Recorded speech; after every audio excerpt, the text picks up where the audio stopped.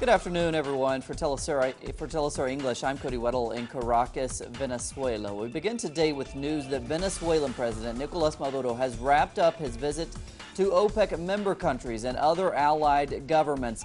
Maduro finished his tour in Russia, where he met with head of state Vladimir Putin to discuss bilateral projects and to strategize on how to stabilize the price of oil. Now, during the meeting, the two leaders agreed to strengthen their energy ties and work to raise the price of crude. Taking a look now at some of the main points of President Maduro's 10-day tour. He visited 6 countries during his trip, including China and Saudi Arabia. The main topic of conversations revolved around how to stabilize world oil prices. Maduro also took advantage of the visits to strengthen overall bilateral ties with allied countries and to increase foreign investment in Venezuela. Maduro secured billions of dollars in international funding during the tour. As President Maduro returns to Venezuela, government officials here in Caracas and around the country continue to take actions to counter illegal hoarding and smuggling of government-subsidized basic goods. The measures form part of the socialist government's offensive against what they call an economic war being waged against the country by the nation's conservative opposition. Over the past week, government authorities have uncovered a number of hidden warehouses where thousands of tons of essential products have been hoarded by business sectors. We have found more than 62 tons of powdered milk that was in the process of being mixed with other products in order to then be repackaged and sold at an exorbitant speculative price. In other Latin American news, an easing of the restrictions imposed upon Cuba by the United States for more than 50 years takes effect today. The changes will include less stringent regulations on travel, commerce, and the flow of information between the United States and Cuba. The new measures come as part of the reestablishment of diplomatic relations between the two countries, announced in December by both U.S. President Barack Obama and Cuban head of state Raul Castro.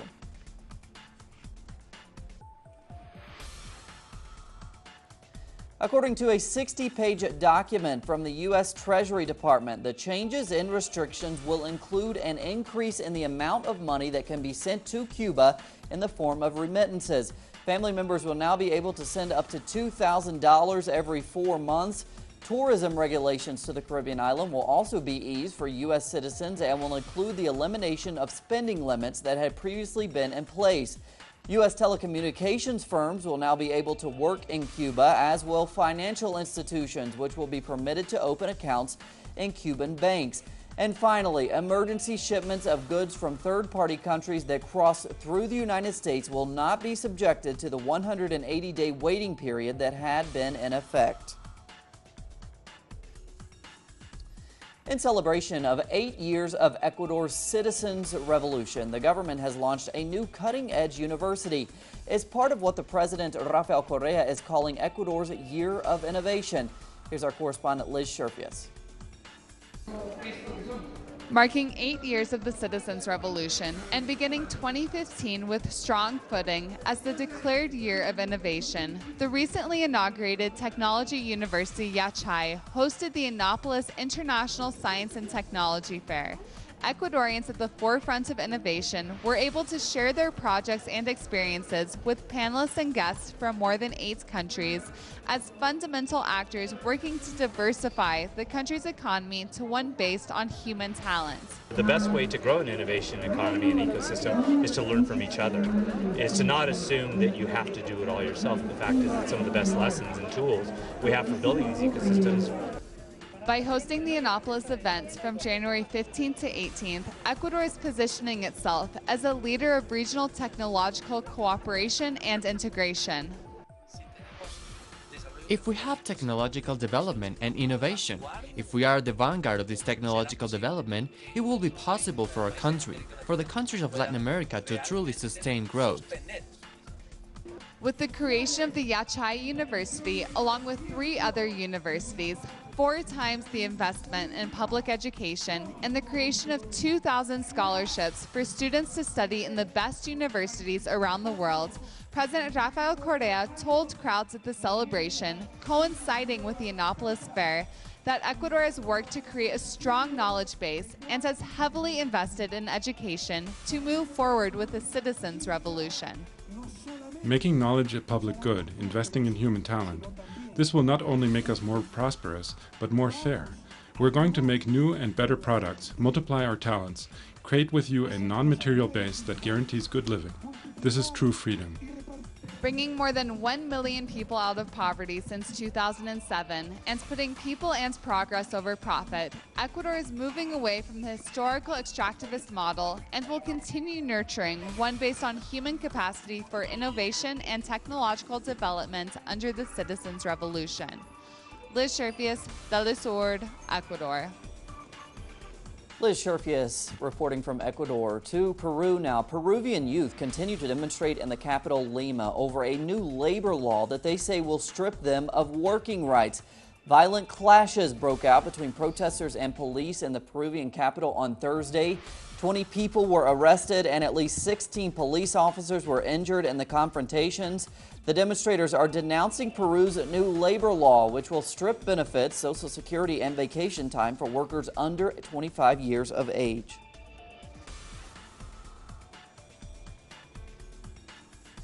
Many victims of the decades-old armed conflict in Colombia between the government and FARC rebels are optimistic about the possibilities of an eventual end to the violence. The optimism follows statements made by Colombian President Juan Manuel Santos earlier this week, declaring that he would consider opting for a ceasefire with the FARC guerrillas. It's something that the rebels have long advocated.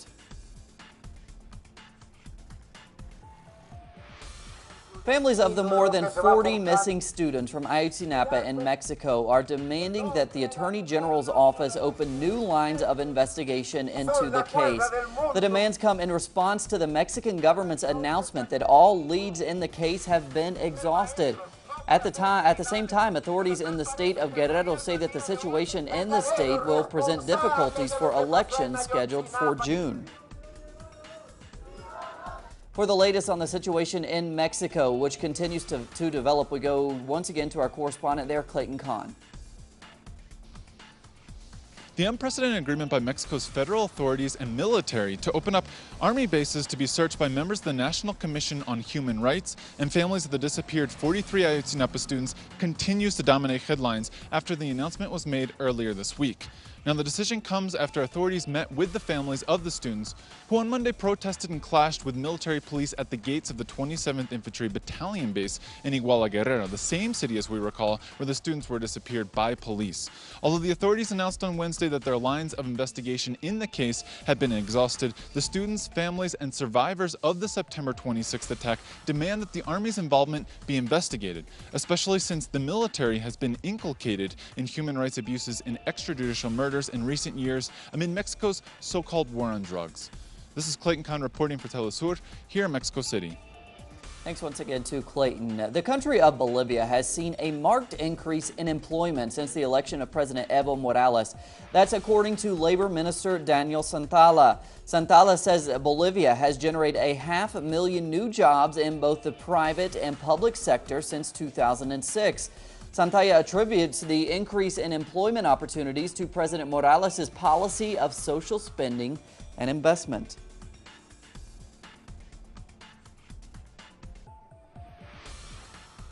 The country of Argentina has made important human rights progress over the past 10 years by adopting a firm stance against gender violence and human trafficking. Some of the initiatives include hotlines offering assistance to victims, refugees, and banning of sex trade classifieds. Leopoldeti Kadudi with more now from Buenos Aires. The head of Argentina's National Rescue and Support Program for Victims of Human Trafficking, Zaida Gatti, says that since 2004, state policy oriented at the eradication of gender violence and human trafficking has been historic and increased the amount of assistance provided. Although eradication seems a utopian term, we work towards that. And the public policies that have been pursued are not only policies reflected in different laws, both against gender violence and human trafficking, but in specialized teams that work on the ground alongside the victims, providing the necessary assistance. Prevention campaigns are a pillar in Argentina's struggle against human trafficking and gender violence. On one hand, we spread the word about these public policies, and on the other, we train and help society understand, especially working through the means of education. We must eradicate sayings such as "don't get involved" or "he must have had his reasons." Those are sayings that were imposed upon our people by cultural and political models that destroyed us as a society. And not only our country, but they tried to destroy the whole region. So what's our aim now? It's to get people involved. Get people to call in when they hear screams and thuds coming from the neighbor's house next door, and to stop talking about it over coffee, saying, "You don't know how terrible it was." We need people calling in to the National Gender Violence Hotline asking for help. The Argentine state has come very far in the matter over the past decade, but there is still much more work to be done. Regional integration and the struggle against these issues, plus much more education and research, are the next steps in the struggle against gender violence and human trafficking. From Buenos Aires, Leo Poblete Goduti, Telesur. Thanks to Leo. Moving on to world news now. U.S. oil giant BP will face a smaller fine than expected for its Gulf of Mexico oil spill in 2010. That was the worst offshore oil spill in U.S. history. A federal judge ruled on Thursday that BP will now face a maximum fine of $13.7 billion under the Clean Water Act. That's contrasted with the $17.6 billion that was previously expected. The judge ruled that the size of the spill was much smaller than previously claimed.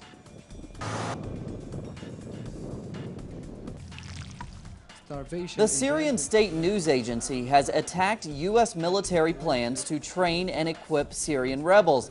It reports that such plans amount to support for terrorists.